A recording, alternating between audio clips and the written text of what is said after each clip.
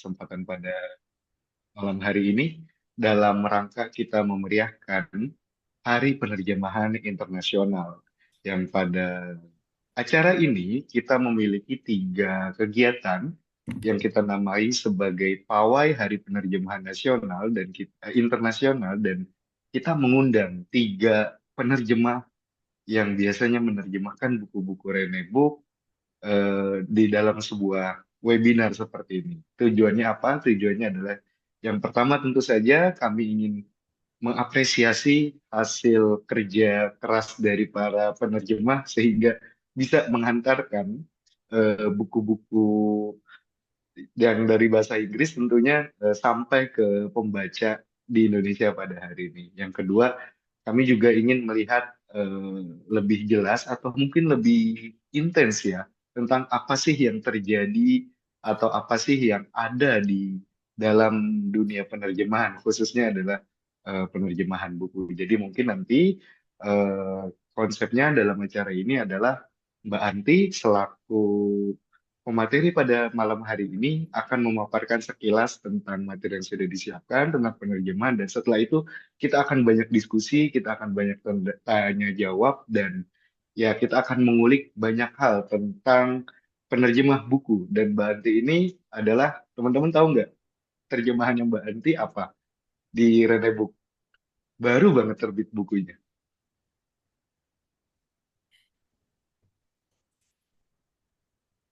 Oke, betul sekali. Buku yang baru saja diterbitkan oleh Rone Book dan itu adalah terjemahannya Mbak Ati judulnya Gentle Reminder. Itu adalah buku yang eh, menarik dan sangat bagus ininya penerimaannya. Teman-teman bisa lihat sendiri ketika mungkin melihat sosial media, buka TikTok, buka Instagram itu mulai banyak yang mereview buku Gentle Reminder itu versi bahasa Indonesianya karena sudah terbit di Rene Book dan menariknya lagi, banyak juga dari teman-teman yang membaca buku tersebut memuji hasil terjemahannya dari buku Gentle Reminder. Katanya kan ada sebuah kekhawatiran gitu biasanya kalau buku terjemahan itu rasanya kaku atau rasanya kayak tersendat-sendat gitu. Tapi di buku Gentle Reminder yang diterjemahkan oleh Mbak Anti banyak yang mengatakan bahwa terjemahannya mengalir, terjemahannya enak dibaca seperti membaca buku aslinya. Teman-teman kalau belum percaya sama apa yang aku ucapkan, mungkin bisa lihat ya. Bisa lihat di sosial media atau langsung mungkin bisa lihat di bukunya langsung, A Gentle Reminder. Dan oke, untuk mempersingkat waktu, mungkin aku akan buka sesi kali ini dengan memperkenalkan dulu Rene Book.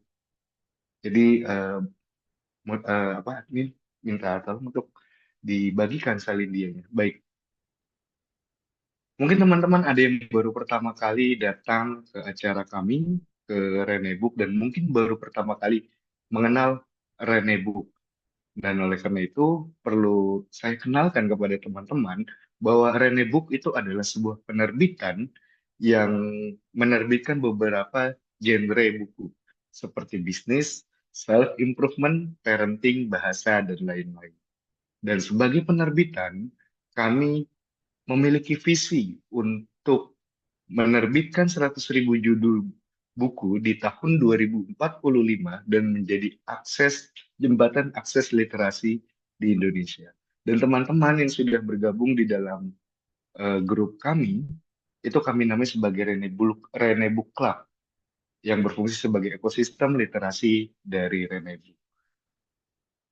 Berikutnya, dan bagi teman-teman yang mungkin memiliki minat, memiliki ketertarikan untuk daftar menjadi reseller Renebook, untuk ikut membantu menjual, mempromosikan buku-buku Renebook, bisa sekali untuk langsung daftar menjadi reseller Renebook di nomor yang tertera pada layar tersebut. Jadi reseller Renebook juga banyak benefitnya. Dan tentu saja yang terakhir adalah karena bukunya Mbak Anti ini yang buku hasil terjemahannya Mbak Anti ini adalah Gentle Reminder, kami mau bagi-bagi buku Gentle Reminder nih gratis. Untuk aturan giveaway-nya teman-teman bisa follow Instagram penerbit Renebook dan kemudian upload di story tentang kegiatan hari ini baik berupa foto, video atau rangkuman materi. Dan jangan lupa tag penerbit Rene Book di story kamu. Baik, cukup operator? Oh ya, oke itu dulu ya. Baik, baik. Nah, karena sekarang Mbak Anti sudah hadir di tengah-tengah kita, mungkin kita langsung sambut saja Mbak Anti pada malam hari ini untuk langsung mengambil apa namanya pembicaraan pada malam hari ini. Kami persilakan Mbak. Oke, Assalamualaikum, selamat malam semuanya. Senang sekali Selamat bisa malam. berbagi malam ini untuk pengalaman saya yang sudah cukup lama menjadi penerjemah. Mungkin saya akan siapkan dulu slide-nya. Eh, Oke,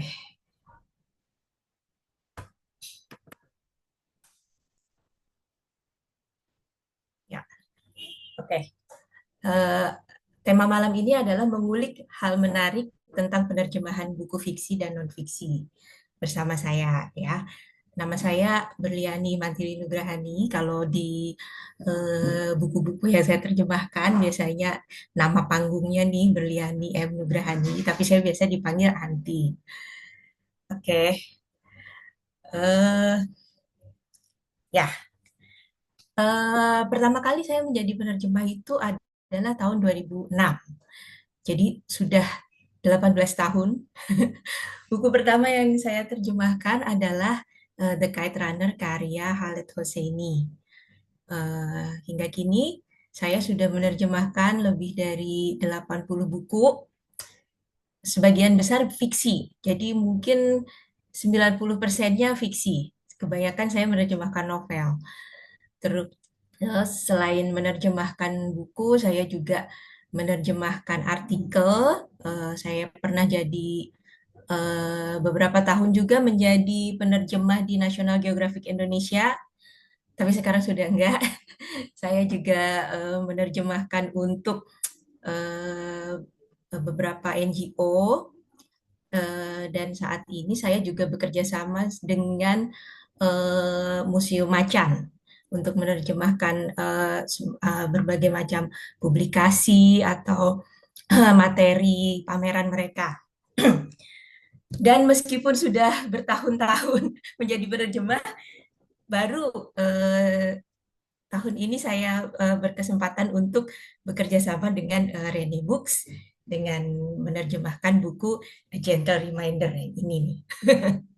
Buku yang bagus sekali, yang isinya itu banyak, sangat menyentuh dan juga sangat apa ya, eh, dengan bahasa yang indah. Jadi saya menerjemahkannya juga senang gitu, senang dan banyak mendapatkan insight dari situ. Oke, saya rasa untuk perkenalannya cukup. Saya akan mulai bercerita tentang pengalaman saya sebagai penerjemah. Oke, pengalaman unik. Kalau dibilang pengalaman unik, sebenarnya saya juga bingung ya, karena sudah saking lamanya menjadi penerjemah, ya ini jadi kayak rutinitas saja gitu, seperti kehidupan sehari-hari saja, bekerja, bekerja dan menerjemahkan tiap hari gitu. Tapi mungkin saya akan bercerita tentang pengalaman yang menjerumuskan saya untuk menjadi penerjemah dengan buku pertama yang saya terjemahkan yaitu The Kite Runner.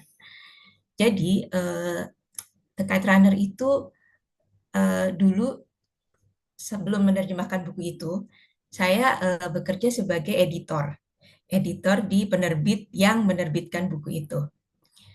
Nah, The Kite Runner ini adalah buku yang sangat bagus, novel yang mungkin kalau kalau kalian sudah baca gitu pasti nggak mungkin nggak menangis kalau baca buku itu. Buku yang sangat bagus, sangat menyentuh. Tapi seketika itu saya sangat kesulitan mencari penerjemah untuk buku itu. Saya sudah bolak-balik mencari penerjemah yang eh, penerjemah A, B, C. Saya approach semua, nggak ada yang mau menerjemahkan buku itu. Hingga akhirnya saya berpikir, aduh kenapa nggak saya saja terjemahin sendiri sih gitu. Nah, walaupun saat itu saya bekerja sebagai editor, akhirnya saya mulai menerjemahkan itu secara apa di sela-sela pekerjaan gitu, di sela-sela pekerjaan. Dan ternyata buku itu terbit dan mendapat apresiasi yang sangat bagus gitu. Sejak itu saya yang sepertinya menjadi penerjemah lebih menarik. Jadi sejak saat itu saya memutuskan untuk ya sudah, saya memutuskan untuk menjadi penerjemah. Kemudian saya mulai bekerja secara freelance. Jadinya eh, mulai work from home. Sejak work from home itu belum banyak dikenal. Jadi itulah mulai 2006 saya sudah menjadi penerjemah. Nah, selain eh, kemudian yang selanjutnya adalah eh, tentang menerjemahkan buku-buku klasik, ya.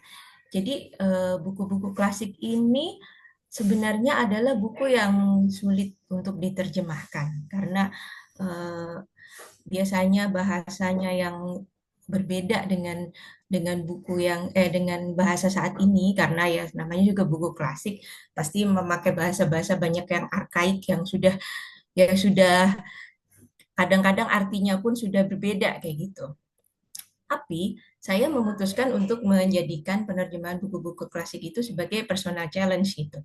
Jadi nggak banyak mungkin ya, saya mungkin cuma mengambil job untuk mengerjakan buku klasik itu satu kali dalam satu tahun karena itu benar-benar menghabiskan energi gitu. Tapi ketika buku-buku itu terbit itu benar-benar puas sekali rasanya karena kayak habis memecahkan puzzle yang sangat besar gitu. Jadi buat saya itu juga penting ya untuk mengasah otak gitu kan. Karena kadang-kadang ya sejak saat pekerjaan itu menjadi rutinitas ya kita menerima aja apa yang ada gitu kan. Tapi kadang-kadang kita juga perlu menantang diri sendiri supaya bisa terus berkembang. Nah, terus yang ketiga itu yang paling menyenangkan selama menjadi penerjemah itu kalau kita dinotis oleh penulis aslinya gitu. Dan itu nggak banyak loh. Biasanya penulis-penulis itu kalau sudah karyanya sudah diterjemahkan ya udah gitu. Ya udah aja gitu kan mereka suka kayak ya udah nggak peduli gitu, nggak berusaha mendekati penerjemahnya atau gimana. Tapi banyak penulis yang juga secara secara pribadi misalnya eh, berterima kasih atau enggak mengapresiasi atau enggak bahkan yang menyediakan diri untuk kalau mau nanya-nanya boleh loh gitu. Kalau misalnya selama menerjemahkan mau nanya-nanya boleh loh kayak gitu. Dan itu saya sangat menghargai sekali kalau kalau itu terjadi itu. Eh, ya nggak banyak sih gitu, cuma cuma ya itu adalah hal yang menyenangkan saat menjadi penerjemah. Gitu. Nah sekarang kita akan nah oke yang ini mulai agak-agak teknis nih tentang mengatasi kata atau konteks yang tidak terjemah, tidak bisa terjemahkan, tidak terjemahkan ya. Oke. Ini saya menulis beberapa nih. Ini ada satu, dua, tiga, empat, lima, enam. Ya, lima nih. Lima. Oke, empat. Yang paling atas ini adalah kalau bisa dibilang mungkin ini nightmare ya. Buat nggak tahu sih kalau penerjemah lainnya, tapi buat saya itu iya. Jadi kalau biasanya kalau saya menerima materi nih, menerima materi harus diterjemahkan, saya akan buka dulu, cek ada puisinya nggak ya? Karena biasanya kelihatan kan, ada ada puisinya nggak ya, ada lirik lagu nggak ya, kayak gitu. Kalau ada itu saya biasanya udah yang waduh. Nah itu bisa bisa bisa kadang-kadang sampai nggak bisa tidur gitu karena memikirkan aduh puisi ini tuh gimana gitu. Karena puisi itu selain menerjemahkan selain menerjemahkan makna, kita juga akan harus menerjemahkan apakah dia ada rimanya, apakah dia susunan jumlah suku katanya berapa kayak gitu. Terus apa selain makna juga padanan kata. Nah, itu udah PR sekali. Jadi saya kalau udah nemu puisi itu saya stres. gimana ini? Tapi biasanya ya sejauh ini alhamdulillah sih terlewati ya. Cuman mungkin saya nggak akan mau menerjemahkan buku yang banyak puisinya. Terus yang kedua adalah menerjemahkan idiom. Oke, idiom ini, nah kalau ini susah-susah gampang ya. Jadi idiom itu adalah apa namanya? Maksudnya kalimat yang mungkin nggak akan diterjemahkan, akan bisa diterjemahkan secara harfiah gitu ya.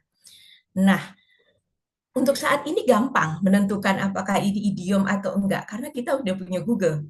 Kalau ada kata-kata yang aneh nih gitu tinggal masukin aja ke Google pasti kita udah oh ternyata ini idiom. Tapi bertahun-tahun yang lalu itu enggak. Bertahun-tahun yang lalu idiom itu adalah nightmare juga. Jadi menjadi penerjemah saat ini itu sudah sangat dimudahkan dengan adanya kamus online, thesaurus online, KBBI online, dan Google dan apa segala macam informasi yang ada di dalamnya.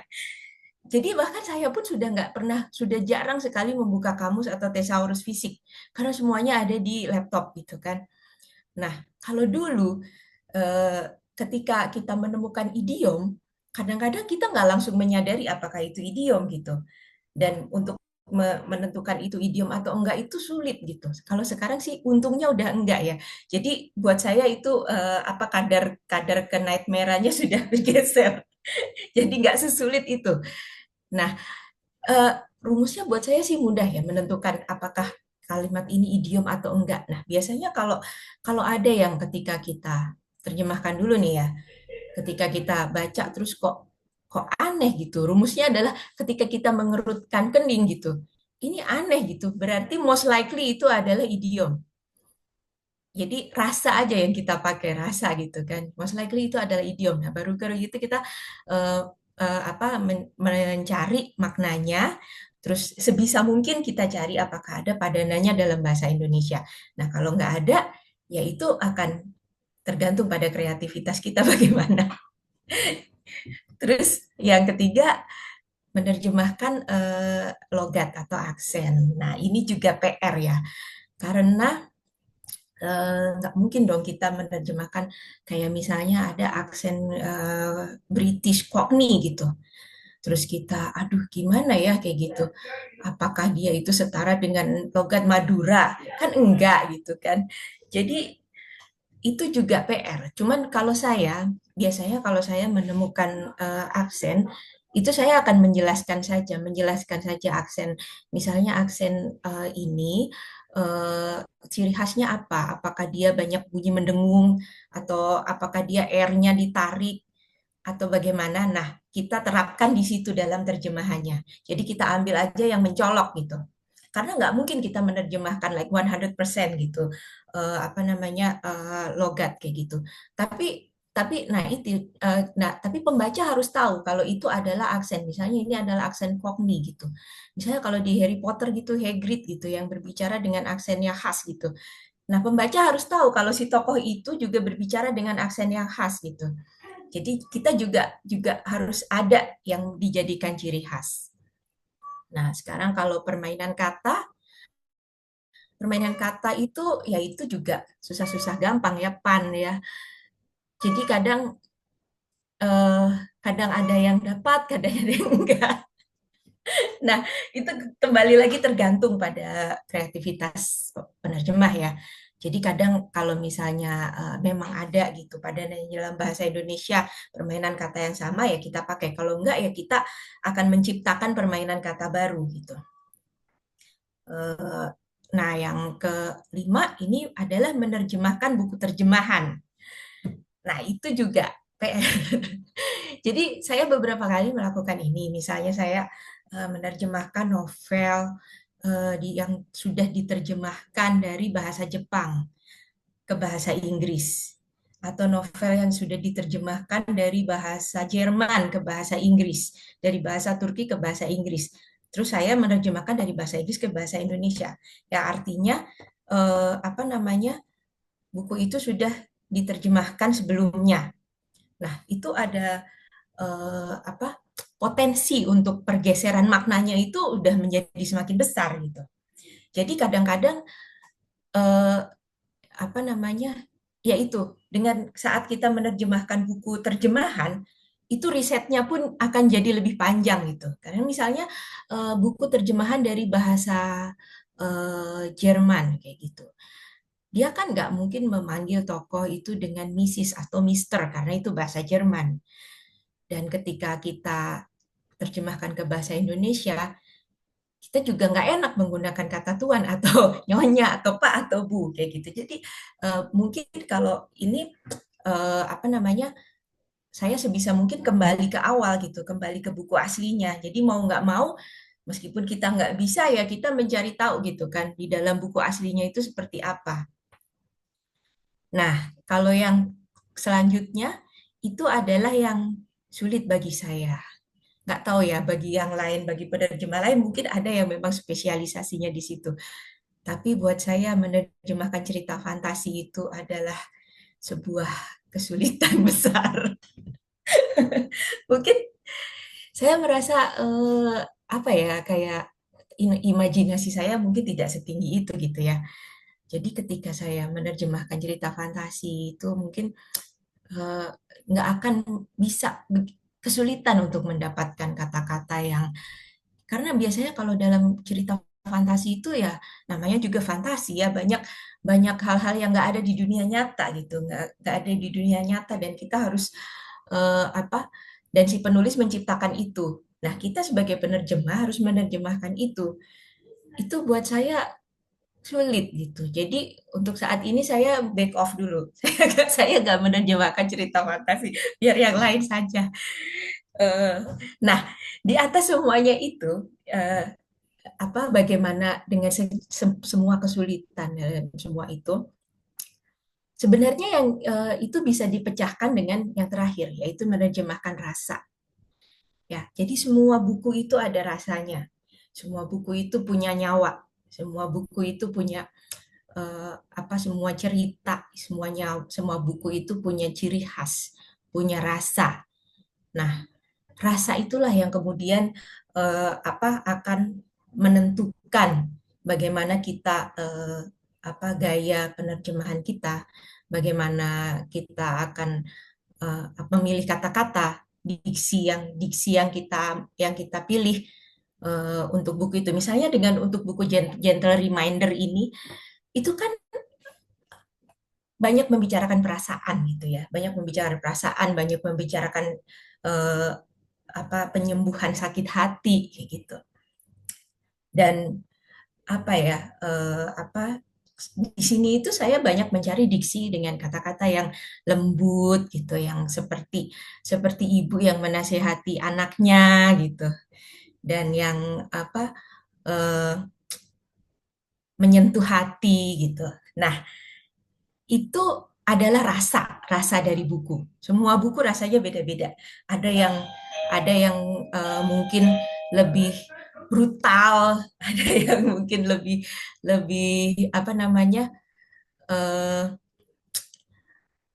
to the point gitu. Nah, itu adalah eh, bisa didapatkan saat kita sudah membaca buku itu gitu. Ya. Tapi kalau sebagai penerjemah ya biasanya saya nggak sempat sih baca buku itu sampai selesai gitu kan. Karena biasanya nih kalau penerbit ngasih juga, Mbak ini tolong diterjemahkan nanti misalnya bulan depan ya. Wah, nggak juga bisa juga ya kalau misalnya baca dulu. Jadi biasanya kalau saya sih sambil jalan aja ya, sambil jalan. Jadi ketika menerjemahkan apa namanya, eh, ketika menerjemahkan mungkin nanti oh ternyata begini ya, mau nggak mau kita jadi harus bolak-balik ya gitu, kalau kalau apa, misalnya di tengah-tengah oh ternyata gini, balik lagi di awal bongkar lagi gitu. Ya itu adalah suka duka menjadi penerjemah ya.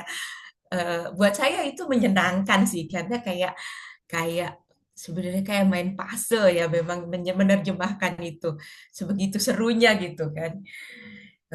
Jadi Ya begitulah cara mendapatkan rasa dari buku itu, ya mau nggak mau harus mencicipi dulu gitu kan. Nah, terus selanjutnya kita akan membicarakan tentang menanggapi. Nah, ini yang sering menjadi keributan di sosial media, persoalan buku lokal dan buku terjemahan. Ya begitu, memang ya. Eh, Namanya sekarang juga untuk buku terjemahan, buku asli itu mudah didapatkan. Jadi selain buku terjemahan, buku-buku yang asli itu mudah didapatkan gitu. Jadi mau nggak mau ya orang pasti membandingkan lah. Kalau dulu mungkin enggak ya. Kalau dulu mungkin eh, ya dulu kan buku asli itu lebih jarang gitu kan. Jadi mungkin yang beredar di Indonesia kebanyakan buku terjemahan. Jadinya ya udah yang ada cuman itu, nggak bisa dibanding-bandingkan. Kalau sekarang dengan adanya buku asli juga banyak, terus apa sosmed juga, sosial media juga begitu, pertukaran informasinya begitu mudah, dan ya gitu, orang jadi cenderung untuk membanding-bandingkan. Nah, triknya supaya kita make sure untuk mendapatkan buku terjemahan yang baik, ya kita harus memilih buku dari penerbit yang bagus, penerbit yang terpercaya. Kenapa? Karena most likely, yang bukan most likely, karena selalu penerbit yang terpercaya ya mereka membeli hak cipta. Pasti mereka membeli hak cipta. Dan ketika mereka sudah membeli copyright, itu mereka nggak mungkin sembarangan mengerjakan buku itu.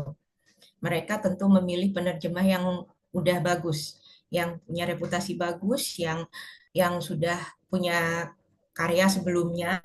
Jadi nggak sekadar penerjemah baru yang mungkin, ya bukan bukan saya bermaksud penerjemah baru itu nggak bagus ya gitu, cuma cuma penerjemah yang sudah berpengalaman biasanya begitu ya. Apa namanya, dan biasanya mereka mengerjakan bukunya dengan baik gitu. Ya saya tahu karena saya juga dulu orang penerbit itu kan. Jadi gimana susah payahnya menerbitkan sebuah buku itu saya tahu itu. Nah, itulah kalau penerbit yang sudah terpercaya dan dia memang memang apa eh, bagus gitu ya. Ya tentu akan menerbitkan bukunya dengan bagus gitu. Nggak akan sembarangan memilih penerjemah. Nah, terus kita juga harus mulai mengenali penerjemah dan editor. Ya, itu adalah yang kemudian menyuntikkan nyawa ke buku terjemahan itu karena mereka lah gitu. Jadi selain lihat penulis, coba mulai sekarang dilihat, oh penerjemahnya siapa ya, oh editornya siapa ya, gitu. Dan saya juga apa eh, happy ya sekarang tuh banyak penerbit yang sangat menghargai penerjemah gitu. Misalnya kayak Rene Books juga di profile, terus ada yang apa nama penerjemah itu ditulis besar di bawah nama eh, penulis. Itu tuh benar-benar penghargaan ya. Jadi dan kita juga sebagai penerjemah juga jadi nggak bisa sembarangan lagi dong ya. Karena orang juga udah tahu gitu kan, orang udah mengenali nih. Jadi kalau misalnya kita kerjanya asal-asalan juga ya malu gitu. Terus ya mungkin sebagai penerjemah juga kami berusaha sebaik mungkin untuk menghadirkan buku yang bisa dinikmati oleh pembaca. Tentunya nggak dengan asal-asalan, nggak eh, apa ya, bekerja dengan tulus gitu, dengan baik kayak gitu. Nah, terus ini mungkin mungkin agak-agak banyak yang ini ya, kok saya sebagai penerjemah malah ngomong gitu. Tapi ya iya emang iya, berusaha membaca buku dalam bahasa aslinya. Itu memang benar karena kalau kita ingin mendapatkan rasa dari sebuah buku ya kita membaca dalam bahasa aslinya. Tapi kan nggak semua orang bisa bahasa Inggris, nggak semua orang bisa bahasa Jepang, nggak semua orang bisa bahasa Jerman. Nah, untuk apa namanya, penerjemah itu, sebagai penerjemah nih saya akan berusaha menghadirkan like the second best that you can get itu. Karena yang the bestnya adalah buku aslinya. Tapi sebagai penerjemah ya saya akan mau berusaha untuk memberikan the second best that you can have, yang kalau kalau bisa ya itu the best juga gitu. saya rasa apa namanya, ya itulah yang bisa diusahakan sebagai seorang penerjemah dan mungkin editor juga. Jadi kami nggak akan bekerja dengan asal-asalan gitu. Seperti yang ini, yang buku A Gentle Reminder itu saya juga seneng banget gitu ya, karena hasilnya itu bukunya kok bagus banget, cantik banget gitu. Nggak beda lah dengan buku aslinya. So this is like the best that you can get now. Gitu. Kalau kamu nggak baca buku aslinya. Tapi ya saya berharap ini nggak jauh lah ya dari buku aslinya ya. Oke. Eh, Oke. Saya rasa dari saya cerita-ceritanya sudah dulu mungkin ya. Jadi ini sekarang boleh kalau ada yang bertanya, karena saya juga bingung nih kalau disuruh suruh ngoceh lama-lama gitu. Jadi mungkin sebaiknya ditanya saja ya. Kalau ada pertanyaan silakan saya. Baik, baik.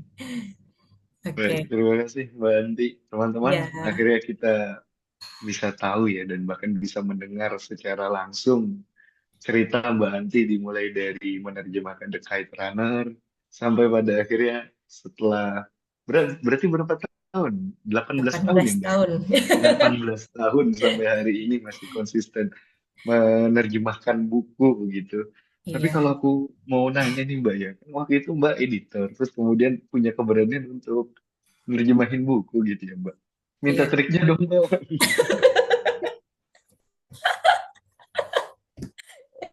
Ya, itu karena memang wah lebih menyenangkan ya.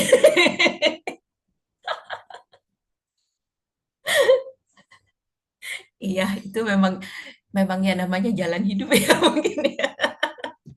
Nggak tahu saya juga dipertemukan dengan buku The Kite Runner itu yang kemudian ya itu dia membuka jalan untuk kemudian ya udah saya jadi penerjemah akhirnya sampai saat ini.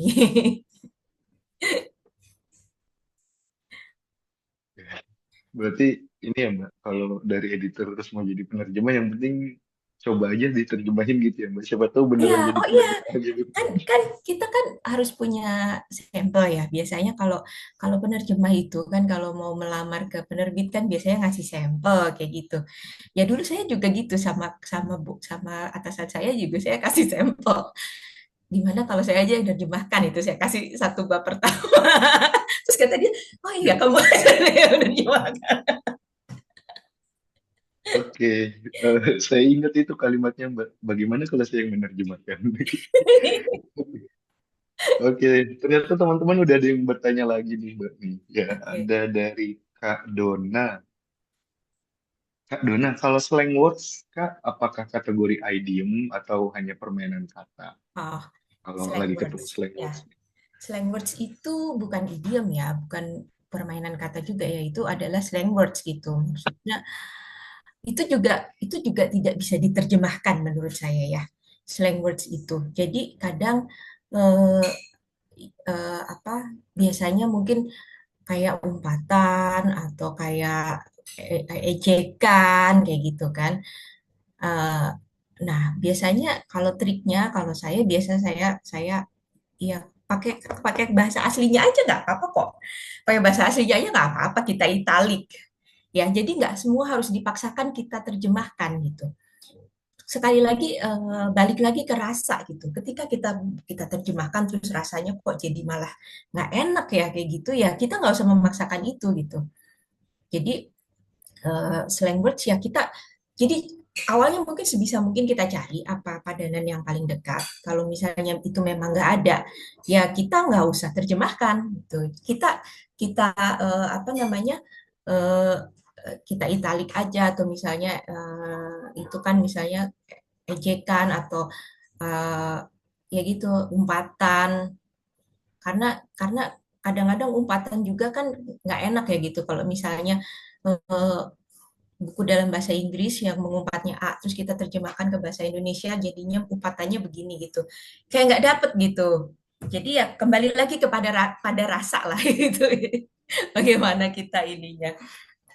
Nanti kalau misalnya kita sudah menerjemahkan cukup lama itu akan terasa sendiri ya gitu kan. Akan gimana sebaiknya. Tapi ya mungkin kalau dari awal kita ya coba-coba aja dulu. nanti akan terasa sendiri. Menarik ya. Pada akhirnya ketika mencoba dan terus mencoba, timbul insting penerjemah begitu ya Mbak ya Iya, untuk betul. menilai kategori-kategori yang tadi. Tapi ngomong-ngomong, Iya, gue jadi keinget waktu itu pas ngehubungin Mbak Anti untuk apa namanya menerjemahkan Gentle Reminder ya. Waktu iya, itu Mbak Anti nanya, ini bukunya jenisnya apa gitu kan? iya. Apakah puisi atau apa? Oh, aku baru tahu jawabannya, ternyata kalau itu puisi dan puisi yang berima, sepertinya Mbak Anti menyerah deh. Sepertinya saya mundur dulu deh. Iya, ya, gentle reminder itu juga saya juga sebenarnya baru tahu ya kalau buku itu tuh ternyata besar gitu karena saya nggak main TikTok gitu kan ternyata buku itu tuh sangat sangat FYP sekali ya di TikTok. Jadi Iya, Bu. ketika Banyak Mbak yang mengelola buku itu jadi voice over, jadi quotes-quotes di iya TikTok. makanya makanya ketika itu ketika saya mengerjakan wah menarik banget ini bukunya maksudnya kan ya isinya kan adalah ya gitu kayak kayak mendengarkan orang curhat apa menasihati anaknya kayak gitu. Oh ternyata ya, ya memang bagus sih bukunya. Oke, terima kasih Mbak Andi. Terus ada pertanyaan lagi nih dari Kak Tori. Oke, Biasanya butuh waktu berapa lama nih untuk menerjemahkan satu buku? Dan mungkin juga boleh dikasih tahu nih prosesnya dari awal sampai akhirnya naskah terjemahan itu dikirim balik ke penerbit gitu Mbak. oke. Eh, Macam-macam ya. Kalau satu buku itu biasanya kalau kalau apa namanya target target pribadi saya sih target pribadi saya kerja itu biasanya sehari eh, 10 halaman lah ya 10 halaman minimal 5 lah 5 sampai 10 halaman.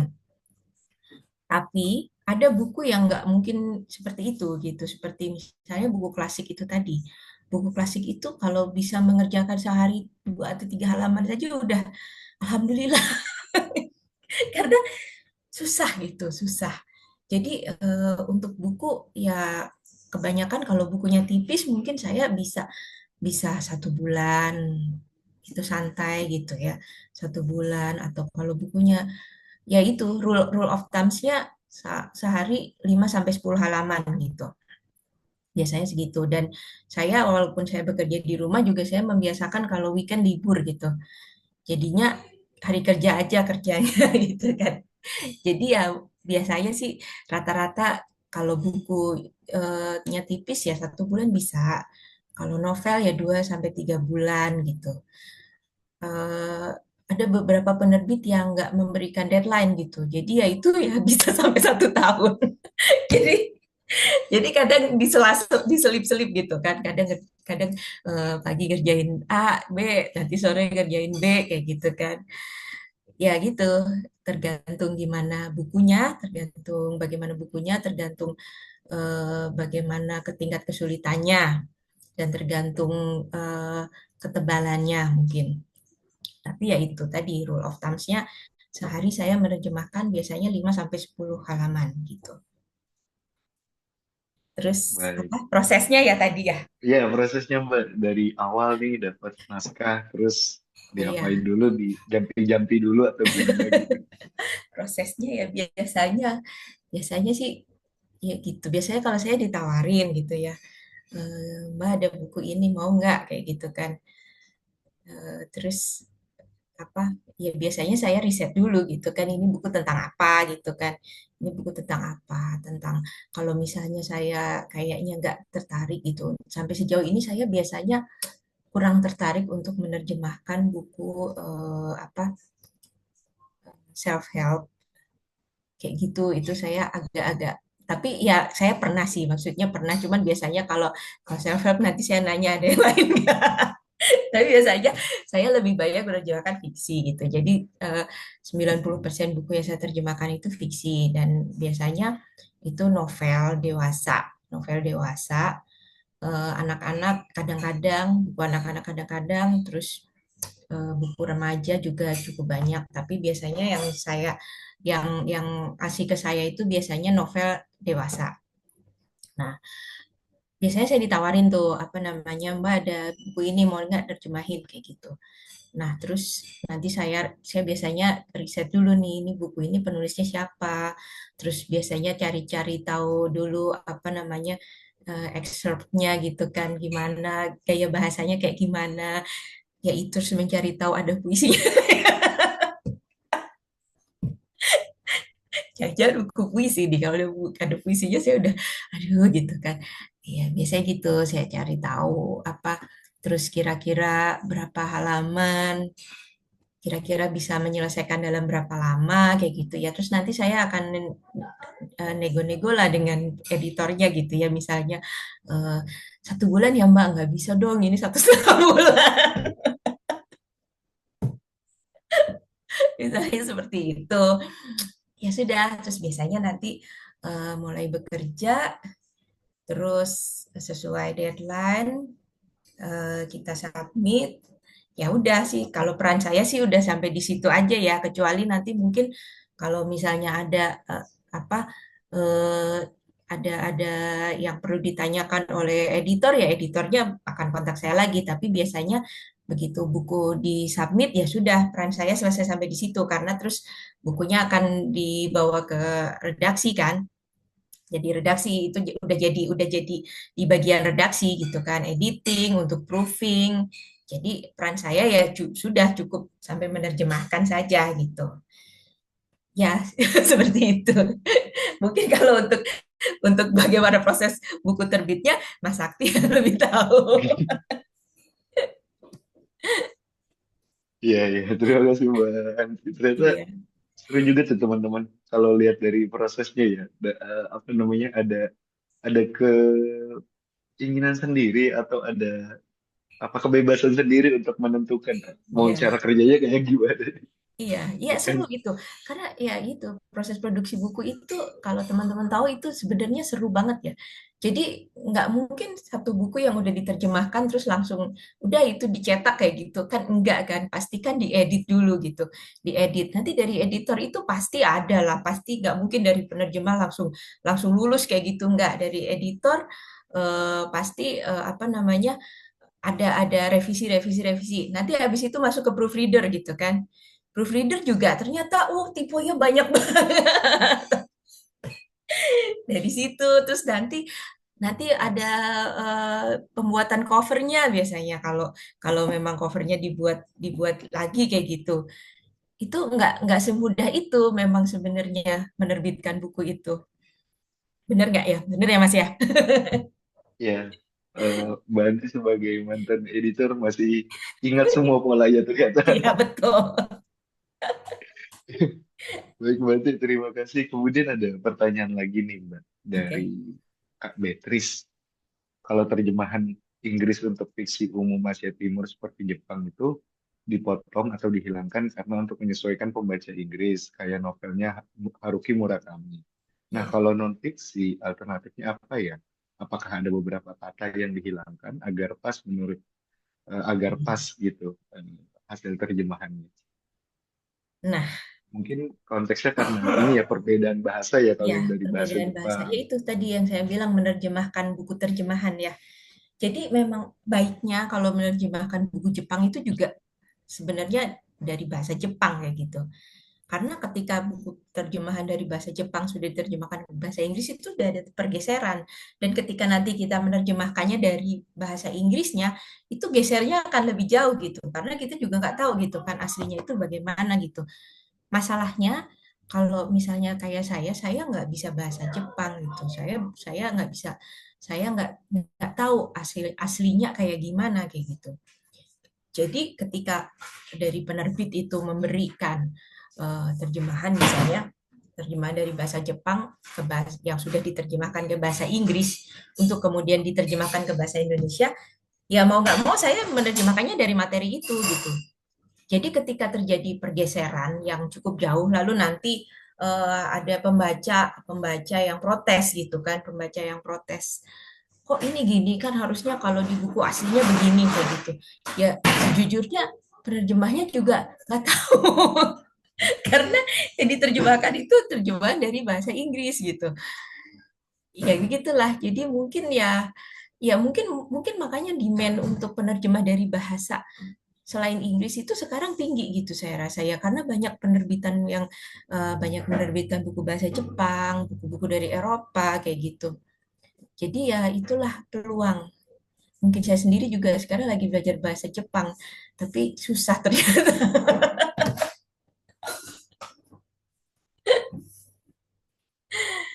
Ya, baik, baik. Terima kasih, Mbak Andi. Itu juga menjadi masukan berarti ya buat kami. Kalau aku menangkapnya sih ya kayak, oke, jika memang ingin menerbitkan buku terjemahan, Iya, alangkah baiknya memang terbaik adalah langsung menerjemahkan dari sumber aslinya, iya dari betul. bahasa asli. Iya, Susah-susahnya nyari penerjemahnya gitu lah ya. iya, iya, Tapi iya, lebih baik memang diterjemahkan dari sumber aslinya. iya betul, betul sekali itu. Terus Mbak Anti, kan tadi Mbak Anti cerita setelah 18 tahun, 80% terjemahan itu fiksi ya, dan Iya, 20-nya mungkin sisanya itu 10% non-fiksi. malah Mas mungkin. 10% malah ya non-fiksi ya. Ini Mbak, mau mau ditambah jadi 15% nggak Mbak buku-buku non-fiksinya Boleh, Rene Buku? asal asal bagus ya. Siap, Mbak. Ini saya juga sedang menerjemahkan untuk Rene Books juga ya, tapi bukan Rene Books Iya. ya, yang Salah ya, satu imprint kami iya, juga, iya Renelux. itu non fiksi juga, tapi menarik. Iya, buku tentang nih di spill dikit buku tentang kucing teman-teman. Buku tentang bahasa kucing. Iya, jadi dia Oke. menerjemahkannya ya meong-meong. Ya. Dan ini Mbak, apa namanya? Setelah sekian pengalaman itu dengan buku fiksi dan non fiksi, kira-kira lebih tertantang mana Mbak? Challenge-nya itu lebih banyakkan mana untuk menerjemahkan fiksi dan non fiksi? Fiksi.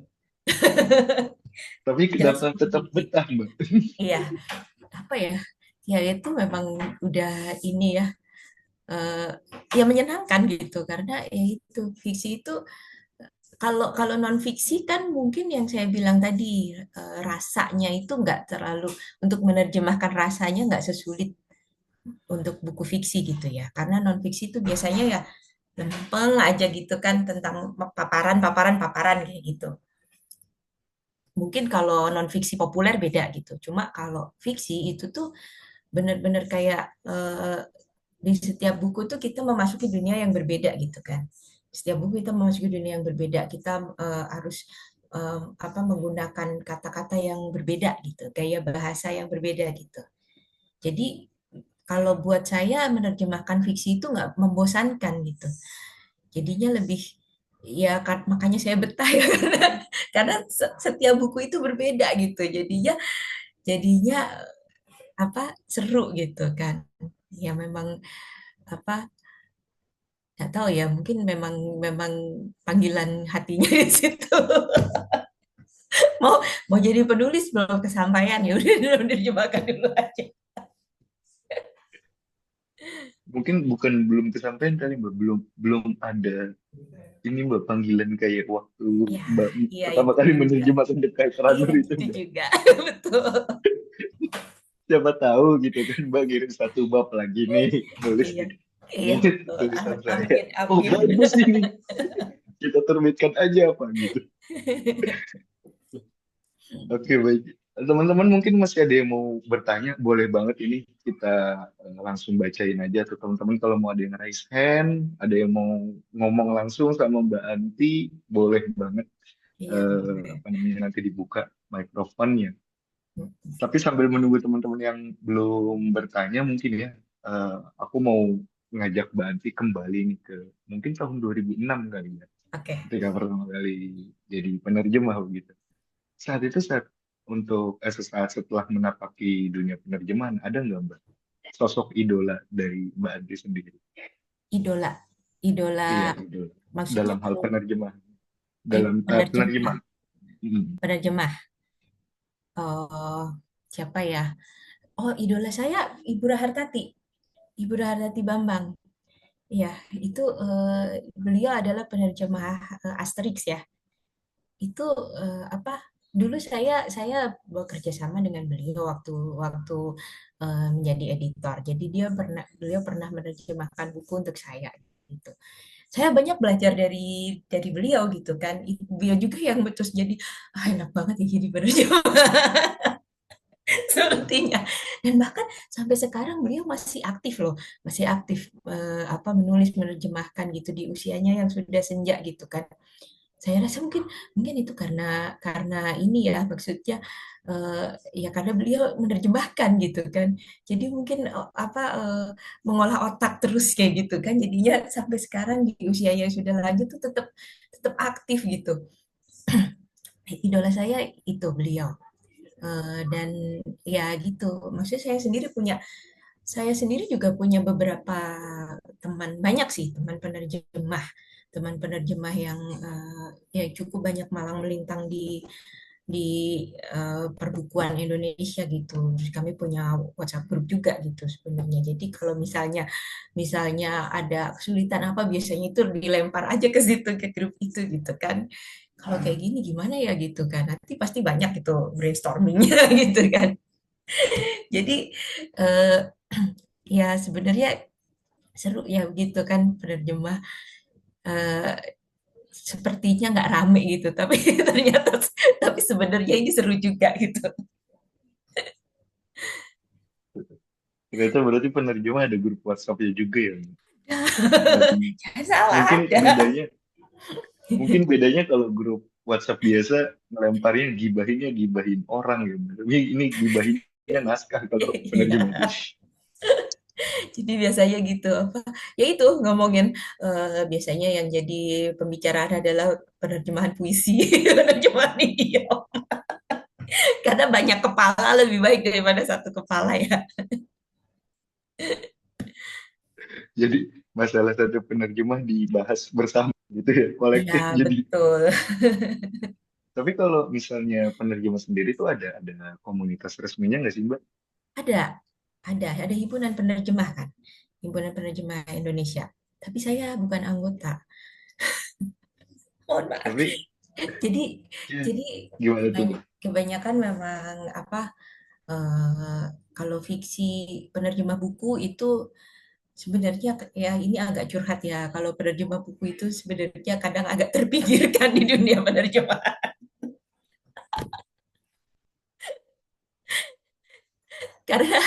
karena mungkin lebih banyak penerjemah yang bekerja di penerjemahan dokumen kayak gitu kan penerjemahan dokumen terus atau interpreter kayak gitu yang lebih terlihat apa di garis depan gitu sementara kalau penerjemah buku ini kalau kalau dari pengamatan saya ya biasanya ya orangnya kan kutu buku gitu jadi memang nggak suka tampil gitu kan ada ya beberapa mungkin yang memang memang apa aktif gitu tapi kebanyakan ya kayak ya biasanya sih apa di belakang-belakang aja. Atau jangan-jangan di apa ranahnya teman-teman penerjemah sendiri udah ada bercandaan kayak strata penerjemah kali, Mbak ya? Oh iya ada Misalnya loh. ahli atas, Yang salah itu ada. wah ada. Ada. Gimana itu, Mbak, ceritanya? Ada. Ya gitu kalau kita penerjemah buku sih ininya yang apa namanya eh, ya kita mungkin kalau dari segi fee gitu kan mungkin nggak sebanyak penerjemah ini ya cuman nggak tahu kenapa penerjemah buku itu sangat berdedikasi. Mungkin karena memang memang apa suka ya gitu kan nggak ada loh penerjemah buku yang nggak suka buku gitu jadi mungkin karena kecintaan itulah yang akhirnya menjadikan kami ini buta.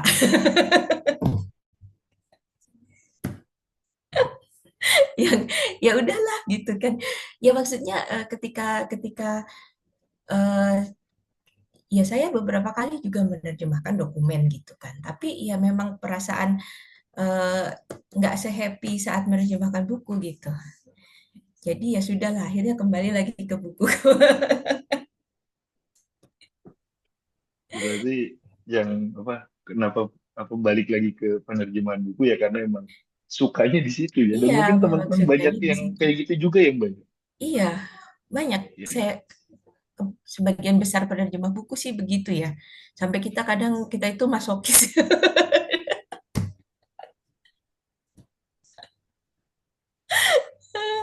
Kembali lagi ke sini. Tapi ya begitulah. Memang inilah dunia penerjemah buku ya seperti ini gitu. Memang apa kami biasanya penerjemah itu adalah orang-orang yang mencintai buku gitu, mencintai buku. Jadi ya memang akan berkutat di sini terus gitu.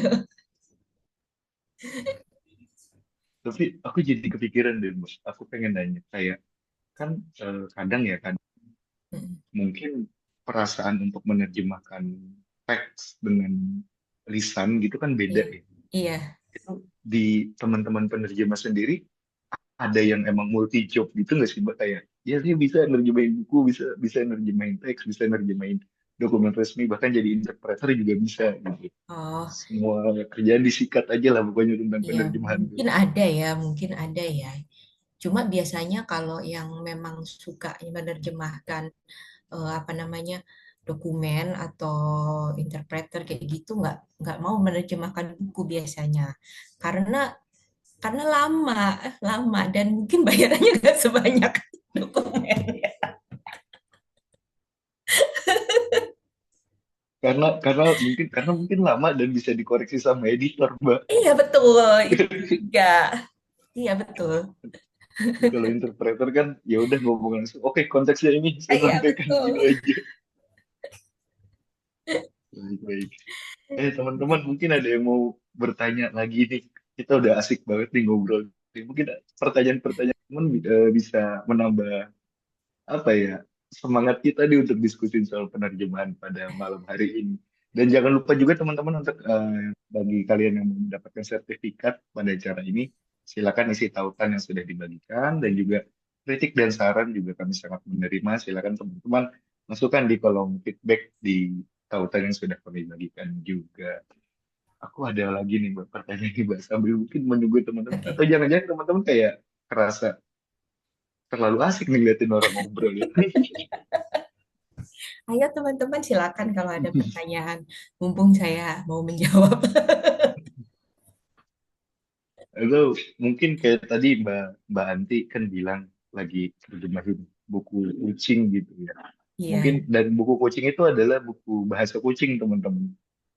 Dan mungkin sebelumnya apa pernah Mbak Anti menerjemahkan hal-hal atau konteks yang unik-unik lagi gitu Mbak? eh apa ya?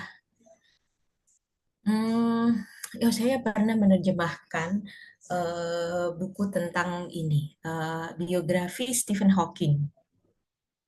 Biografi Stephen Hawking itu buku paling itu sebenarnya bukan buku ya kayak kayak kayak buku sih, tapi sebenarnya lebih populer gitu ya kayak kumpulan kumpulan artikel tentang Stephen Hawking termasuk apa namanya eh, biografi singkatnya dia kayak gitu kan dan tulisan orang tentang dia gitu.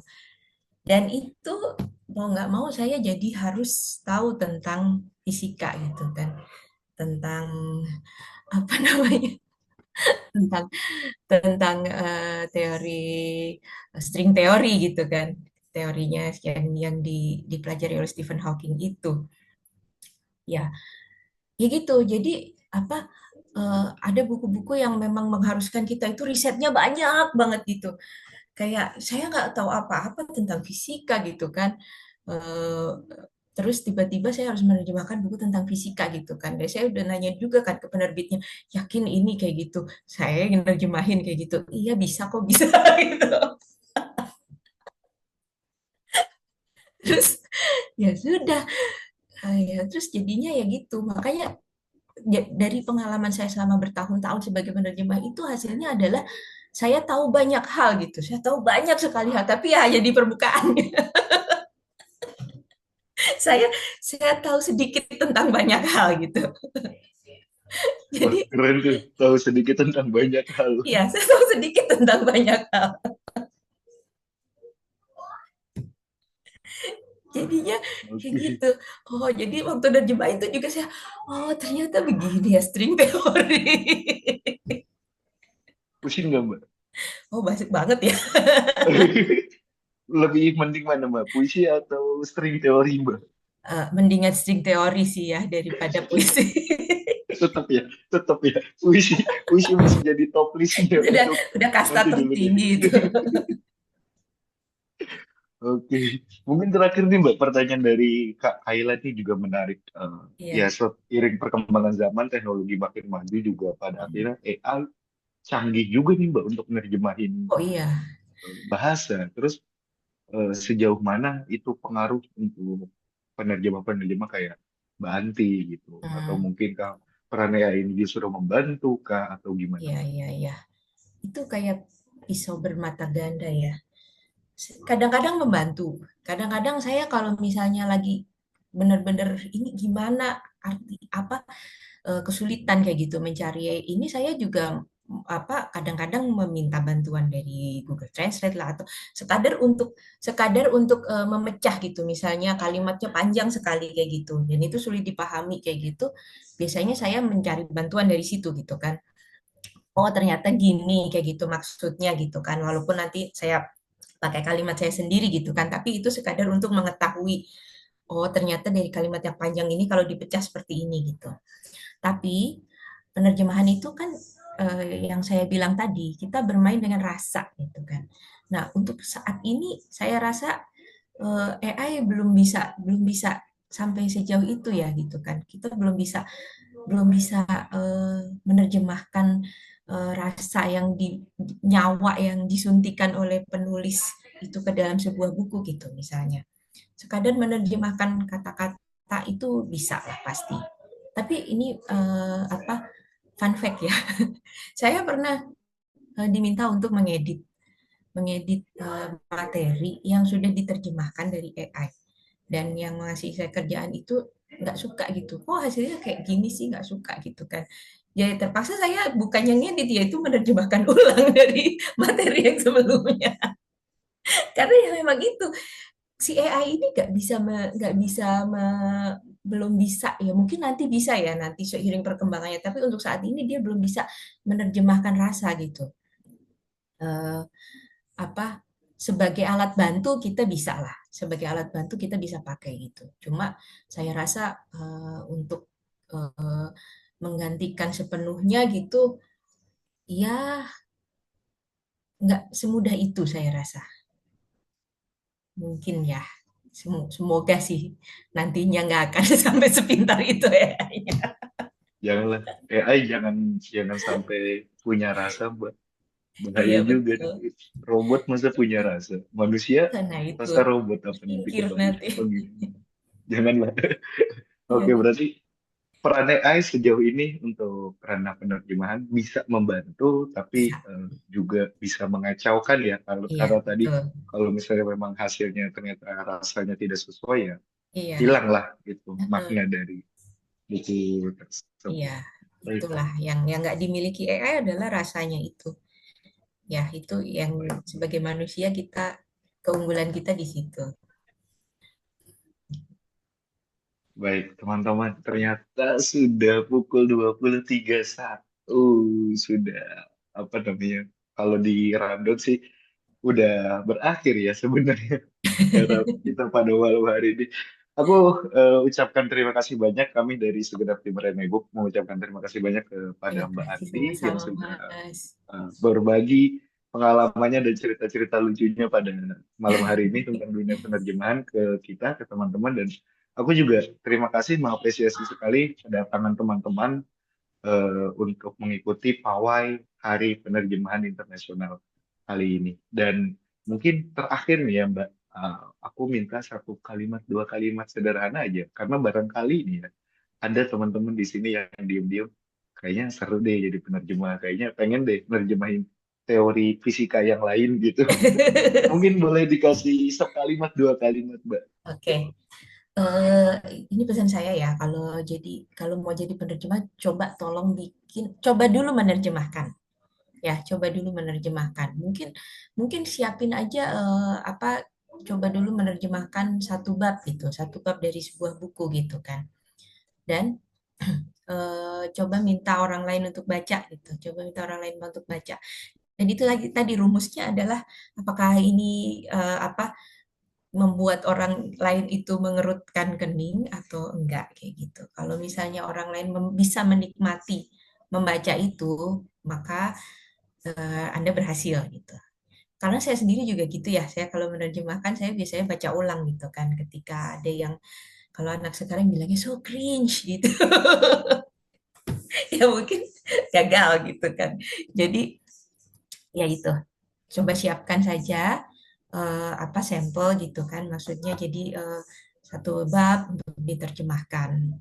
Terus ya itu menerjemahkan itu adalah eh, jam terbang berpengaruh. Jadinya semakin kita sering diasah, semakin kita sering berlatih, ya itu akan semakin mudah itu. Jadi, oh ya satu lagi, jangan sampai hasil terjemahan kita terasa seperti terjemahan. Begitu. Itu yang sulit. Jangan sampai terjemahan kita terasa seperti terjemahan. Itu Ya, yang itu sulit. goal. Itu goal utamanya adalah itu. Baik, teman-teman. Terima kasih banyak. Aku rasanya pengen ngobrol panjang lagi sama Mbak Anti. Mungkin nanti lah ya, kalau misalnya Ya, kita ada waktu, siap. ada kesempatan, bisa ngobrol langsung. Bahkan mungkin kalau bisa kita bikin acara offline kan ya. Ya, Entah di siap, mana siap, nanti siap. tempatnya. Semoga Iya. ada rezeki ke sana. Baik teman-teman, sebagai penutup aku mau menginformasikan juga ada beberapa info dari Renebook. Operator boleh bantu untuk di share screen. Ya, tadi info giveaway sih buat teman-teman yang mau mendapatkan buku karya Bianca Sparacino, A Gentle Reminder yang diterjemahkan oleh Mbak Anti. Boleh ikutin giveaway untuk acara pada malam hari ini. Caranya adalah follow Instagram @penerbit.book, upload ke Instagram Story tentang kegiatan hari ini. Boleh berupa foto, video, atau rangkuman materi, dan yang terakhir jangan lupa tag penerbit Book di story kamu. Dan kita juga lagi pre-order masa pesan untuk buku parenting terbaru kita yang baru terbit yaitu How to Talk So Kids Will Listen and Listen So Kids Will Talk. Dan sedikit tentang buku ini adalah buku yang menjadi rujukan bagi para penulis-penulis buku anak dan buku ini menceritakan atau menjawab sebuah masalah tentang bagaimana orang tua bisa berkomunikasi dengan baik dengan anaknya begitu. Dan selanjutnya, dan juga ini ada pengumuman dua buku baru, Sejarah Dunia Versi Islam yang Dihilangkan, karya Tamim Ansori, dan Good with Money, karya Emma Edwards. Sekilas tentang dua buku ini adalah buku yang Sejarah Dunia Versi Islam, adalah buku yang membahas tentang bagaimana dunia hari ini dan masa lalu jika dilihat dari kacamata Islam. Ini adalah penulisnya Tamim Ansori, seorang pakar sejarah Islam dunia. Apa namanya? Judul aslinya itu yang saya lupa. Destiny Disrupted judul aslinya, dan kemudian yang kanan ini buku baru terbit itu Good with Money, buku yang membahas tentang bagaimana kita bisa mengatur keuangan dengan baik di tengah perilaku yang makin konsumtif. Jadi makanya covernya kan gambarnya seruk belanja tuh. Jadi gimana caranya kita bisa memiliki manajemen keuangan tersebut. Terus kemudian berikutnya, dan untuk menutup pawai Hari Terjemahan Internasional di momen ini, di besok gitu maksudnya ada materi lagi, ada webinar lagi yang akan diisi oleh Mbak Ade Kumalasari. Dia adalah penerjemah buku parenting, dan buku yang sudah diterjemahkan di penerbit Rene Book itu adalah buku How to Talk So Kids Will Listen and Listen So Kids Will Talk. Buku yang sedang masa pre-order pada saat ini. Jadi teman-teman yang hadir pada malam hari ini mau ikut lagi di hari ketiga itu sangat diperbolehkan, sangat disilakan untuk mungkin dengar-dengar lagi nih atau dapat cerita lagi nih tentang gimana sih penerjemahan buku dengan genre parenting itu, gitu teman-teman. Dan jangan lupa untuk tetap bersahabat dengan kami ya teman-teman. Silakan untuk di follow Instagram dan tweetsnya di @penerbit Renebook, TikTok @penerbit Renebook, X atau Twitternya di @renebook_, dan YouTube-nya Renebook. Silakan teman-teman di follow atau di subscribe supaya tetap mendapatkan info-info terbaru dari kami. Baik, itu saja dan untuk menutup pertemuan kita pada malam hari ini, kami doakan teman-teman selalu sehat, selalu bahagia, dan kita mau foto dulu teman-teman. Silakan buka kameranya, kita pose dulu untuk foto dokumentasi.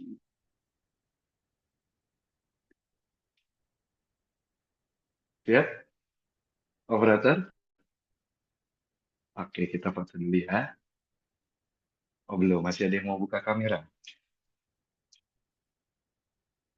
Ada lagi? Silakan teman-teman. Oke, sudah. Oke, saya hitung ya. 1, 2, 3. Sekali lagi, 1, 2, 3. Baik, terima kasih teman-teman. Selamat malam, selamat istirahat. Sampai berjumpa di lain kesempatan dan sehat selalu, bahagia selalu.